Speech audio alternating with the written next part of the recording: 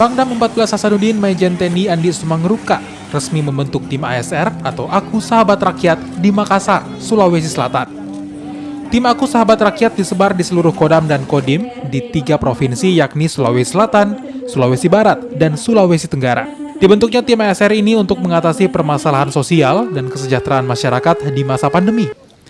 Tim ASR yang dibentuk oleh TNI Angkatan Darat juga akan memberikan perhatian khusus kepada masyarakat untuk meningkatkan perekonomian. Diharapkan masyarakat mendapat wadah untuk kembali bangkit di tengah pandemi COVID-19 serta menjadi perpanjangan tangan pemerintah terkait permasalahan yang ada di wilayahnya. Nah, hari ini secara serentak kita lakukan launching baik itu di Sulawesi Selatan, Sulawesi Tenggara maupun di Sulawesi Barat secara bersama-samaan sekaligus pembagian sembako. Karena kita tahu sebentar lagi kita masuk pada bulan Ramadan. Nah, mereka sangat membutuhkan itu.